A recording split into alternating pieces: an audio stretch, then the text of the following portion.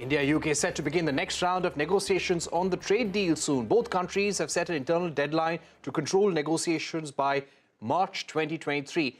But there are definitely some hurdles as far as these trade deals go. And UK has made it very clear that they will not compromise on their needs, on their core interests, just because they have to meet any particular deadline. Let me go across to Prabhash Ranjan, an expert on bilateral treaties, also a professor of law at Jindal Global Law School. Professor Ranjan, thank you very much for joining us.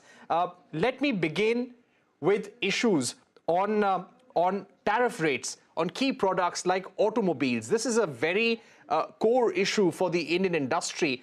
How do you think negotiations will play out on this front? Yeah, thank you, Parikshit, for having me on the show. Tariff rates is indeed a very, very important issue, and especially for automobiles, because UK is quite keen to push for a tariff reduction in the automobile sector.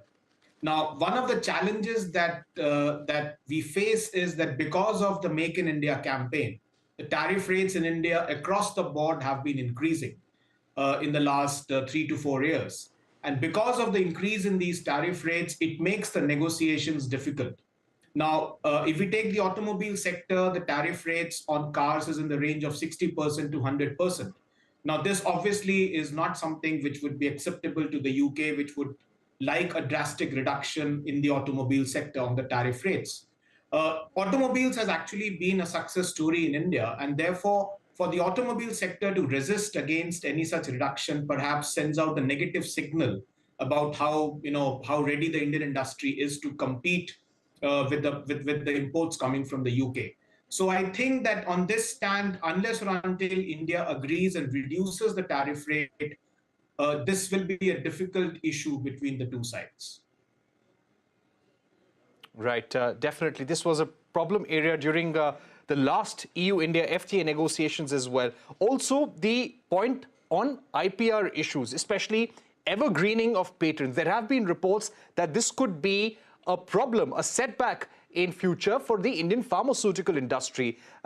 Give us a sense of what kind of IPR controls or measures does UK want to put in the trade deal, which may or may not benefit India? Oh, yeah, absolutely. The IP issue is also a very important one. I mean, recently, as you would know, there was a leaked text of the IP chapter, which actually created a lot of ripples. In the leaked IP chapter, the proposition was that UK is pushing for evergreening of patents, which basically means to extend the patent protection beyond the normal 20 years. Plus, they also want India to change their laws and give up on the pre-grant opposition of patents. It has been clarified subsequently that this is merely a negotiating text, and India is going to resist to these changes. But it's a well-known fact that the developed world has always put pressure on countries like India to adopt a higher IP standard. And therefore, I'm not surprised to see that this is part of the negotiations. India needs to be very, very clear on this, and India should ensure that it does not accept any IP provision in the FTA which is TRIPS plus in its nature. So the Indian patent laws are compatible with India's WTO obligations, and India should insist on maintaining that even within the FTA. Otherwise, the access to medicines and the pharmaceutical industry in India, especially the generic sector, is definitely going to take a hit. All right, linking trade with labor and environment issues, how difficult will this aspect of the negotiation be? This is going to be a very difficult aspect, Parikshit, because UK hasn't signed any FTA which doesn't have a linkage with labor and environment. India's traditional position has always been that labor and environment should be outside the ambit of a trade agreement. Now, what we hear is that there might be a compromise reached in the sense that India might accept these provisions as a best endeavor clause or a best endeavor chapter, which means India will not accept these as binding commitments. Now, whether UK will accept something like that or not is something to be seen, because as I said, so far, UK wants the other side to have binding commitments on issues like labor and environment, which India is clearly against.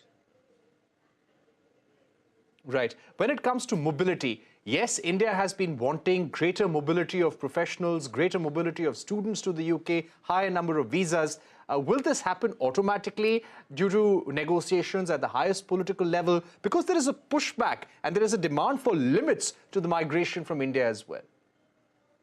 Yeah, I think one of the most important offensive interests that India has in all the FTA negotiations, not just with the UK but also with the EU, is trade and services, because that is a major area in which India has a comparative advantage. Now, India needs to push for liberalizing the UK labor market so that more and more professionals from India can go and work in the UK. Unless or until there is a favorable outcome on trade and services, it will be very difficult for India to kind of derive the benefits that one expects from the India-UK FTA.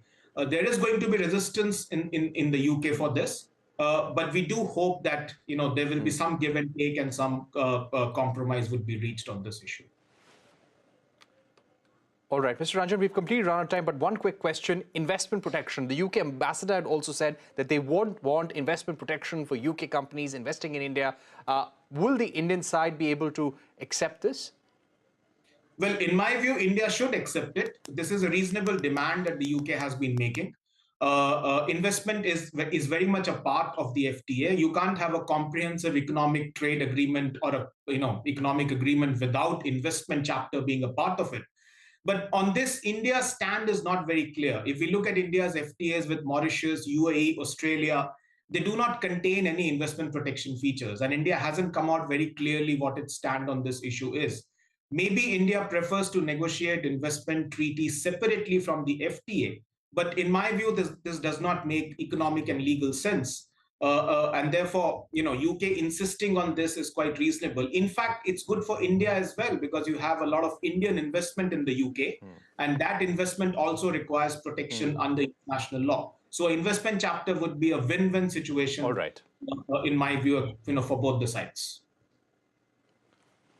All right. Thank you very much, Mr. Ranjan, for joining us here on Global Eye, giving your view on the key issues that would crop up in the negotiations. And as the UK ambassador told us, the core part of negotiations on goods, services and investment protection will begin now. With that, it's a wrap. Thank you for watching. Goodbye.